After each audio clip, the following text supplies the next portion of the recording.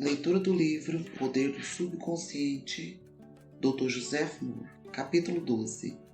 Como os cientistas usam a mente subconsciente. Muitos dos cientistas mais criativos da história constataram a verdadeira importância da mente subconsciente. Edison, Marconi, Catherine, Poincaré, Einstein e muitos outros usaram-na para obter insights e know-how em suas grandes realizações. A capacidade de pôr em ação o poder do subconsciente constitui um dos fatores mais importantes para determinar o sucesso de cientistas e pesquisadores. Um dos mais notáveis exemplos neste particular é encontrado na vida do célebre químico Friedrich von Stradonitz. Ele lutara durante longo tempo para compreender a estrutura química de um hidrocarboneto denominado benzina. Trata-se de um composto constituído de 6 átomos de carbono e 6 de hidrogênio. O problema deixava-o constantemente perplexo. Aparentemente, nada que tentava dava resultado. Incapaz de resolver o enigma, cansado, exausto, Stradonitz transferiu por completo o assunto para a mente subconsciente.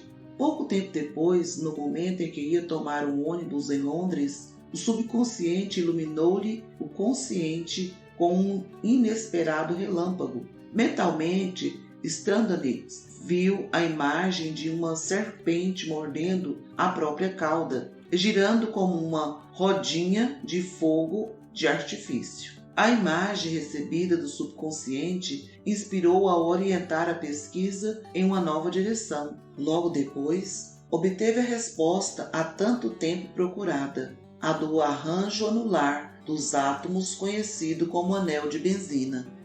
Subtítulo: Como um cientista famoso fazia suas descobertas. Nikola Tesla foi um brilhante pioneiro no campo da eletricidade.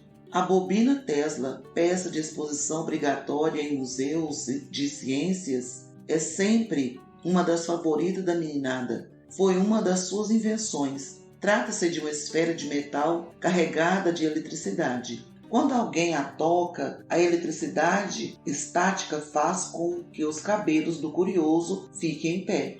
Tesla realizou também experimentos com transmissão de energia. Suas ideias sobre esse tópico ainda são consideradas revolucionárias. Convencido do poder da mente subconsciente, sempre que tinha uma ideia para outra invenção ou nova direção de pesquisa, formulava-a na imaginação e em seguida transferia o problema para o subconsciente. Sabia que o subconsciente reconstruiria e revelaria para o consciente todas as partes necessárias para a manufatura do dispositivo em questão. Examinando tranquilamente todos os possíveis melhoramentos, não perdia tempo corrigindo defeitos e fornecia aos seus assistentes o produto final, acabado, perfeito, de sua mente.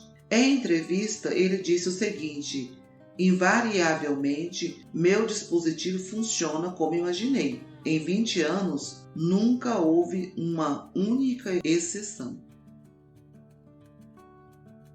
Subtítulo: Como o naturalista famoso solucionou seu problema. O professor Louis Agassiz, da Universidade de Harvard, foi um dos naturalistas americanos mais famosos do século XIX.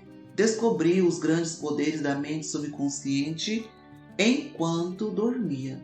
O exemplo seguinte foi tirado da biografia do cientista, escrito por sua esposa. Ele estava havia 2 semanas tentando decifrar a impressão um tanto vaga de um peixe fóssil na lasca de pedra em que fora preservado. Cansado e perplexo, interrompeu finalmente o trabalho e tentou afastá-lo da mente. Pouco tempo depois, acordou certa noite convencido de que, enquanto dormia, vira o peixe com todos os aspectos que lhe faltavam, perfeitamente restaurado. Mas quando tentou prender na mente e tornar nítida a imagem, ela lhe escapou.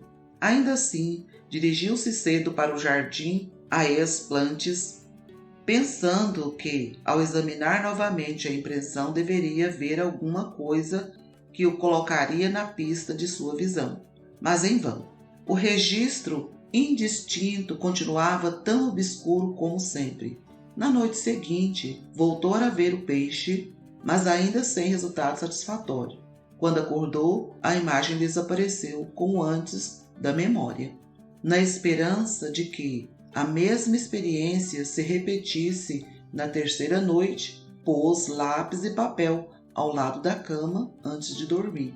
E como esperava, perto do amanhecer, o peixe reapareceu no sonho, confusamente no início, mas finalmente com uma clareza tão grande que ele não teve mais qualquer dúvida sobre suas características zoológicas. Ainda sonolento, em total escuridão, traçou essas características no papel ao lado da cama. Pela manhã, notou surpreso que, no esboço feito à noite, havia aspectos que julgara impossível que o fóssil pudesse revelar. Correu para o Jardim des Plantes e, usando o desenho como guia, conseguiu com um cinzel raspar o excesso superficial da pedra sobre a qual descobriu ocultas as partes que faltavam no peixe. Quando inteiramente exposto, o peixe correspondia ao que vira em sonho e ao desenho, e conseguiu classificá-lo com facilidade. Subtítulo: Como um médico renomado resolveu o problema do diabetes. Na década de 1920, o Dr. Frederick Benning, médico brilhante e pesquisador canadense, concentrou toda a sua atenção nos estragos do diabetes. Na época, a ciência médica desconhecia qualquer método para controlar a doença.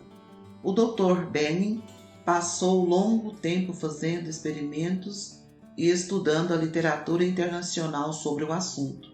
Todos os caminhos que explorava, porém, pareciam ser um beco sem saída. Certa noite, exausto com mais um dia longo do que pareciam ser esforços inúteis, caiu no sono. Enquanto dormia, a mente subconsciente instruiu-o a extrair o resíduo do ducto pancreático degenerado de cães. A inspiração levou à descoberta da insulina, que desde então tem melhorado a vida de milhões de pessoas. Notem que o Dr. Benning estudou conscientemente o problema durante muito tempo, procurando uma solução, uma maneira de resolvê-lo. O subconsciente respondeu nessa conformidade. Nem sempre conseguimos a resposta da noite para o dia. Ela talvez demore algum tempo, mas não fique desanimado. Continue todas as noites antes de dormir a transferir o problema para o subconsciente, como se nunca tivesse feito isso antes. Se a solução continuar a demorar a aparecer, você talvez esteja pensando que a questão que apresenta ao consciente é muito difícil e que levará tempo para resolver. Esse fato não deve surpreendê-lo. Geralmente sentimos a tentação de pensar que nossos problemas são de difícil solução. Se não fossem, não seriam problemas. Mas isso é um erro.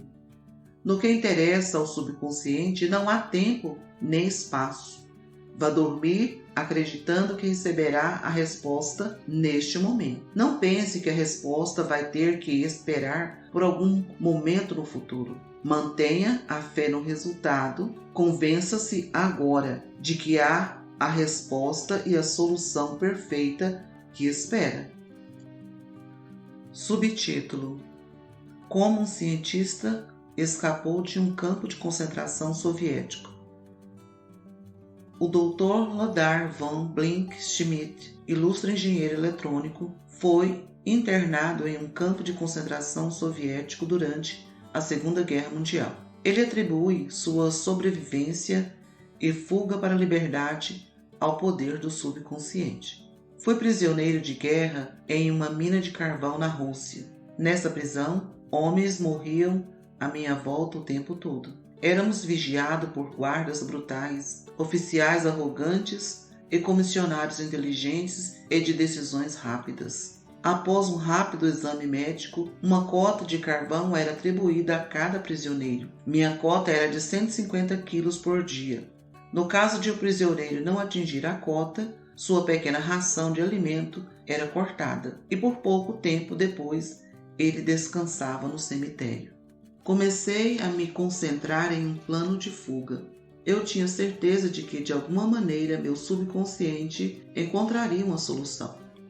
Minha casa na Alemanha fora destruída, minha família dizimada e todos os meus amigos e antigos colegas haviam morrido na guerra ou se encontravam em campos de concentração. Eu disse a meu subconsciente: quero ir para Los Angeles e você vai encontrar um jeito. Eu vira fotos de Los Angeles e me lembrava muito bem de alguns bulevares e prédios. Todos os dias e noites eu me imaginava descendo a Wilshire Boulevard em companhia de uma moça americana que conheci em Berlim antes da guerra, hoje minha esposa. Imaginava-me visitando lojas, andando de ônibus, comendo em restaurantes. Todos os dias tinha o cuidado especial de dirigir meu imaginário carro americano, subindo e descendo os bulevares de Los Angeles. Tornava tudo isso vívido e real. Essas imagens eram tão reais e naturais para mim como as árvores do outro lado do campo de concentração. Todas as manhãs, o chefe dos guardas contava os prisioneiros, que eram postos em fila. Ele gritava: 1, 2, 3, etc. E quando o 17 era chamado, o meu número, eu dava um passo para o lado. Numa dessas ocasiões, o guarda afastou-se por 1 ou 2 minutos para atender um chamado. E quando voltou, começou a contar por engano no número seguinte, como sendo 17. Quando a turma voltou à noite, o número de prisioneiros era o mesmo. E não deram por minha falta. E até que descobrissem isso, levaria um longo tempo. Saí do campo sem ser visto e continuei a andar durante 24 horas. Descansando no dia seguinte em uma cidade deserta. Consegui sobreviver pescando e caçando animais selvagens. Descobri trens de carvão que se dirigiam para a Polônia e viajei neles à noite, até chegar finalmente nesse país. Com a ajuda de amigos, consegui chegar a Lucerna, na Suíça. Certa noite, no Palace Hotel em Lucerna, tive uma conversa com um casal americano. O marido me perguntou se eu gostaria de ser seu hóspede em Santa Mônica, Califórnia. Aceitei e quando cheguei a Los Angeles, descobri que o motorista deles me levava para Wilshire Boulevard e muitos outros que eu imaginara com cores tão vívidas durante os longos meses nas minas de carvão russas. Reconheci os prédios que vira mentalmente tantas vezes. Na verdade, tive a impressão que estivera antes em Los Angeles. Eu havia chegado a meu destino. Jamais deixarei de me maravilhar com as coisas assombrosas que o subconsciente pode fazer. Na verdade, o subconsciente dispõe de recursos que desconhecemos inteiramente.